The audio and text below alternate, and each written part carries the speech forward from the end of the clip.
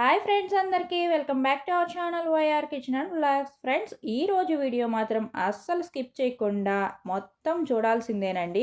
ఎందుకంటే రెసిపీ అంత special recipe అనమాట. చాలా మంచి రెసిపీ, పిల్లలు చాలా ఇష్టపడి తింటారు. ఎందుకంటే వీటి షేప్ చూస్తున్నారు కదా, చాక్లెట్స్ లాగా ఉంటుందన్నమాట. చికెన్ చాక్లెట్స్ అండి, చాలా బాగుంటాయి.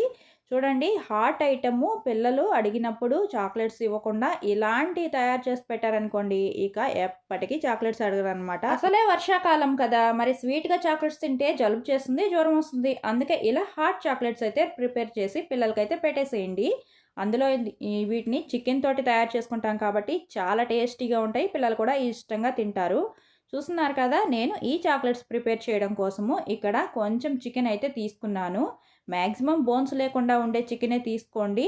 అక్కడక్కడ చిన్న చిన్నగా బోన్స్ ఉన్నా కానీ తర్వాత బాయిల్ చేసుకున్న తర్వాత అయితే తీసేసుకోవచ్చు. చూస్తున్నారు కదా, ఇలా కొంచెం చికెన్ అయితే తీసుకున్నాను అనమాట. తర్వాత ఒక బౌల్ తీసుకొని 1 కప్పు మైదా పిండి, 1 కప్పు గోధుమ పిండి, 1 స్పూన్ డాల్డా వేస్తున్నాను. డాల్డా వేయడం వల్ల చాలా క్రిస్పీగా డొల్లలాగా వస్తాయండి. తర్వాత తగినంత ఉప్పు కూడా వేసుకొని కాస్త వాము వేస్తున్నాను. డైజెషన్కి బాగుంటుంది, అందులో పిల్లల కోసం చేస్తున్నాం కాబట్టి బాగా డైజెస్ట్ అవుతుందన్నమాట.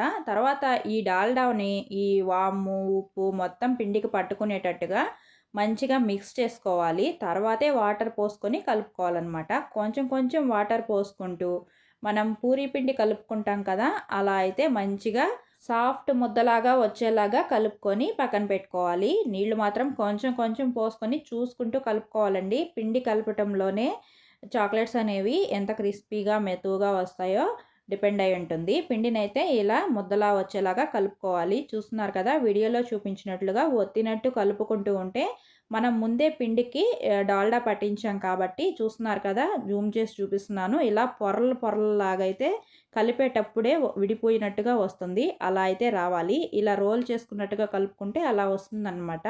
తర్వాత ముద్దకి కాస్త ఆయిల్ అప్లై చేసేసి మూత పెట్టేసి పక్కన పెట్టుకోవాలి. ఇది ఒక 10 మినిట్స్ 15 మినిట్స్ పక్కన పెడితే నానుతుంది. ఈలోపు నేనైతే చికెన్ని బాయిల్ చేసి పక్కన పెట్టుకున్నాను అనమాట. చికెన్ బాయిల్ అయ్యేలోపు పిండి కలుపుకున్నాను. కాస్త ఉప్పు, చిటికెడు పసుపు వేసుకొని చికెన్ అయితే బాయిల్ చేసుకున్నాను. సాల్ట్ ఎక్కువ వేసుకోకూడదండి, మళ్ళీ మనము కర్రీలాగా ప్రిపేర్ చేసుకున్నప్పుడు సాల్ట్ వేస్తాం కాబట్టి.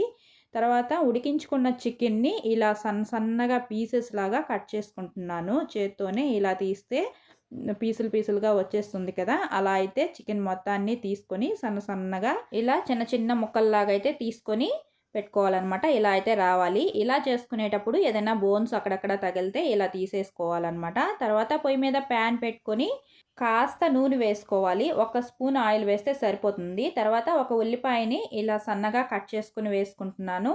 వీటిని కాస్త ఫ్రై చేసుకోవాలి. మీడియం ఫ్లేమ్లో పెట్టుకొని ఫ్రై చేసుకోవాలి. ఉల్లిపాయ నల్లగా అయిపోకుండా ఉండాలన్నమాట. ఇలా కాస్త ఫ్రై అయిన తర్వాత ఒక 2 పచ్చిమిర్చిని సన్నగా కట్ చేసుకొని వేసుకుంటున్నాను. మీరు పిల్లల కారం తినలేరు అనుకుంటే పచ్చిమిర్చి చూసుకొని వేసుకోండి. తర్వాత ఇలా 2 ఎగ్స్ను కూడా వేసుకుంటున్నాను అనమాట. పగలగొట్టుకొని 2 ఎగ్స్ని అయితే వేసుకుంటున్నాను.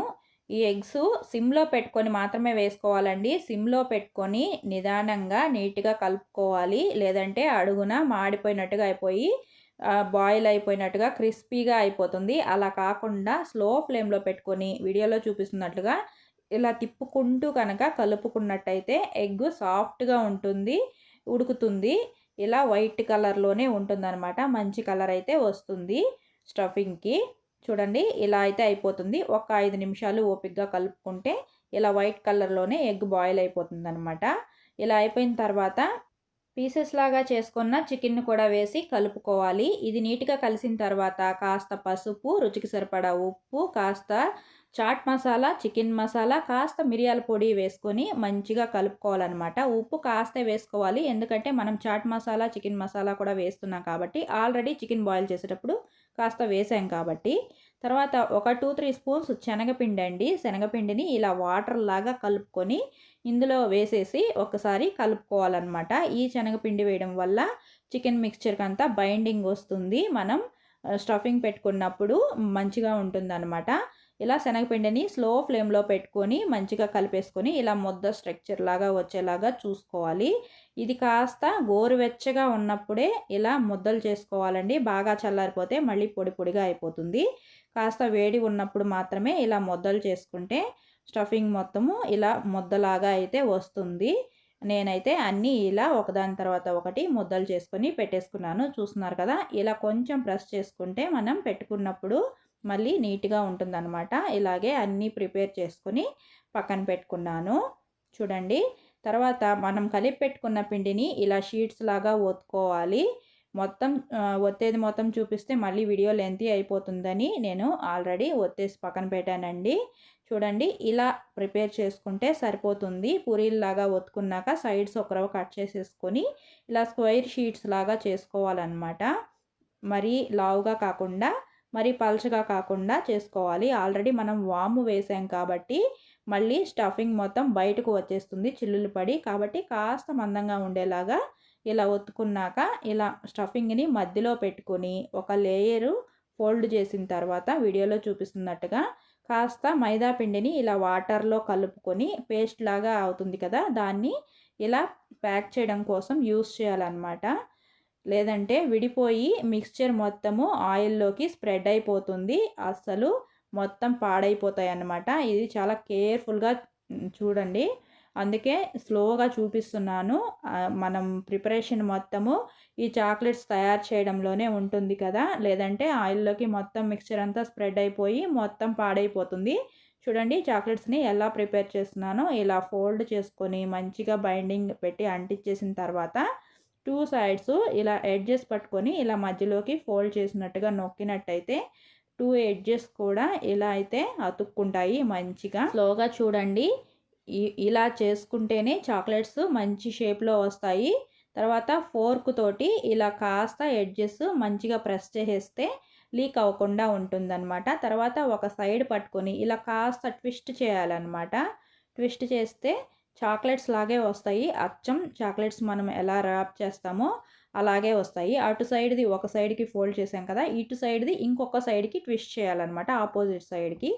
అలా అయితే ట్విస్ట్ చేసుకున్న తర్వాత మళ్ళీ ఇటు సైడ్ కూడా ఫోర్క్ తోటి కాస్త ఇలా నొక్కుకున్నట్టయితే కొంచెం డిజైన్ లాగా ఉంటుంది. ఇంకా బైండింగ్ మొత్తం మంచిగా అతుక్కొని మంచిగా ఉంటుందన్నమాట, ఓపెన్ అయిపోకుండా. చూస్తున్నారు కదా, ఇలా అయితే ప్రిపేర్ చేసుకోవాలి. కన్ఫ్యూజన్ ఏమి లేదు.